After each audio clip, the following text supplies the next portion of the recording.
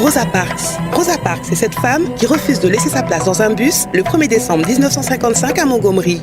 J'ai vite compris qu'il faut avancer, ne jamais rien lâcher, même si cela nous mène en prison, Rosa. Exiger que les lois américaines soient appliquées pour tous les citoyens américains. Venez vivre ce moment historique où s'asseoir fut toute une histoire à travers la pièce Levez-vous Rosa Parks, les 16 et 23 avril à 15h30 et 19h30 au théâtre Gendarme, 17 rue Léopold Bellan, Paris 2e. Texte et mise en scène d'Anne Dantin, une production Accolade Paris. Rosa Parks, un symbole puissant, toujours d'actualité. Renseignements et réservations au 06 76 74 05 99 ou levez-vous-rosaparks.com. Martinique Actualité. La fresque Filles et femmes et rêves d'avenir durable, c'est un pas que nous voulons tenir gagné dans notre dynamique culturelle et patrimoniale, dans notre volonté d'un avenir durable de notre ville. Pour nous, municipalité carbétienne, nous sommes et serons toujours à l'écoute de porteurs de projets qui valorisent, qui dynamisent et qui accentuent le marketing territorial de notre ville. Cher Jetchimé, 2 mots sur cette fête, cette inauguration aujourd'hui. C'est un moment très important à la fois pour le Carbet, mais pour nous aussi en Martinique, puisque c'est avec la collectivité territoriale, le LPO du Nord, la mairie du Carbet, la mairie du Prêcheur aussi, qui a assuré une présence très forte, célébrer à la fois par l'art la situation que nous connaissons aujourd'hui, d'une vraie volonté partagée par tous, c'est ce qu'on veut. En gros, ça veut dire quoi? Une prise de conscience que le droit des femmes doit être quelque chose qui se situe dans une dynamique naturelle. On a l'impression que le combat est terminé, c'est pas terminé. Il y a toujours encore beaucoup d'inégalités vis-à-vis des femmes, soit sur le plan social, soit sur le plan humain, par l'expression de certaines violences aussi vis-à-vis des femmes.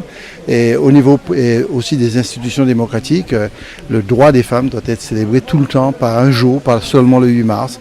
Et le fait d'avoir cette fresque relativement large dans un dôme, le dôme du bourg du Carbet, me semble assurer le lien entre la vie, le respect de la dignité humaine et la femme. Au Carbet, le maire Jean-Claude Descanville et les élus du conseil municipal, nous travaillons à un avenir durable.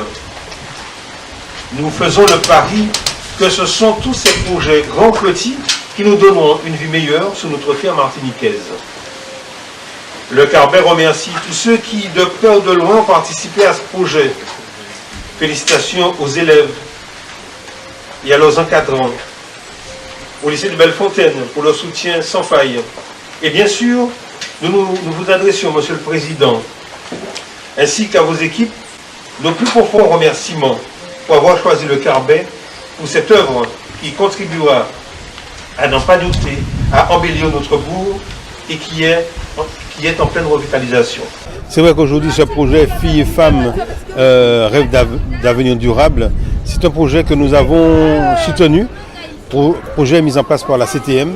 Et c'est avec plaisir que nous avons accueilli ce projet qui a permis à des élèves du lycée, des élèves de l'école primaire du Prêcheur, donc de travailler avec des artistes connus pour réaliser cette fresque. Moment formidable parce que je crois qu'aujourd'hui, gravé dans le mur du Dôme au Carbet, dans cette rue ô combien historique, en face de ce bâtiment dédié à M. Alexandre Le Pasteur, donc ce centenaire dissident, l'un des derniers de Martinique. Donc c'est pour nous un plaisir de participer à ce projet et de faire en sorte que le Martiniquais, le visiteur, puisse regarder le travail de ces élèves, de ces plasticiens, de toute cette équipe entre élus, entre techniciens, entre professeurs, d'avoir réalisé ce travail. Donc bravo à toutes ces personnes. Et ce n'est qu'un début. Nous avons commencé avec la venue des droits de l'enfant, avec la fresque réalisée lors des journées des droits de l'enfant. Mais nous allons continuer à faire en sorte que les murs du Carbet reflètent cette dynamique culturelle, patrimoniale que nous voulons donner au Carbet et servira au Nord Caraïbe et à la Martinique. Cette fresque aujourd'hui, c'est grâce à la CTM, à la ville du Carbet, du Prêcheur, au lycée Nord Caraïbe, que cela a pu se faire, et surtout grâce à l'association VTR, Vie ton rêve, qui a pensé à moi pour cette fresque. Alors cette fresque, c'est un regard sur le passé où la mangrove a été polluée. C'est un rêve vers une mangrove non polluée, une nature saine et un avenir durable à travers le regard des femmes, des filles et de plusieurs générations de femmes. Alors, Salomé, tu es en première. Pourquoi cette idée d'avoir fait cette fresque aujourd'hui au Carbet? Parce que c'est important de parler des droits des femmes et de la nature. Ce sont des thématiques qui vont ensemble. Et donc si on veut se battre pour que l'une des causes triomphe, il faut faire les deux en même temps. C'est une passion, oui, que j'ai toujours eue. J'aime beaucoup dessiner et peindre. Ce projet, il nous est venu grâce à Madame Laurier, du coup, notre professeure d'art plastique, qui a pris contact avec Sahar, la créatrice de l'association Vis ton rêve. Et Sahar qui avait déjà un projet qui n'avait pas encore abouti, qui traînait depuis déjà des mois sur justement l'écoféminisme. Et du coup, Sahar a pensé à intégrer une classe du coup, de notre lycée. Donc Madame Laurier, notre professeure d'art plastique, nous en a parlé, nous a demandé si on était d'accord pour le faire. On a dit oui, on était trop contents, tout le monde s'est bien amusé. Et le projet de l'écoféminisme est venu parce que le 8 mars, c'était la journée des femmes, internationale des droits des femmes. Du coup, on a pensé au moment de l'eau, avec ce qui se passe en ce moment avec le réchauffement climatique et tout.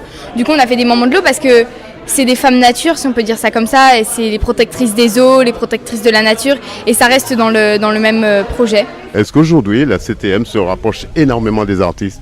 Oui, enfin, je ne peux pas dire qu'aujourd'hui, mais bon, nous avons une vraie dynamique culturelle que nous sommes en train de préparer, à la fois et l'art visuel, mais aussi l'art plastique, et la peinture, mais aussi la musique, le théâtre qui est là. Nous avons vraiment une énorme ambition dans ce domaine-là et que cette ambition-là, on doit absolument l'assurer par des dynamiques de développement culturel qui soient appropriées. Et le fait d'avoir choisi des jeunes autour de l'artiste pour pouvoir réaliser cette œuvre d'art et que c'est toute une école, c'est tout un pan de l'activité artistique qui se trouve être imprégné par des jeunes dans leur créativité. Et ça, c'est très important parce que pour moi, ce qui est le plus essentiel, c'est la prise de conscience. C'est pas le fait de faire un acte artistique, c'est la prise de conscience. Et cette prise de conscience se situe au niveau des jeunes.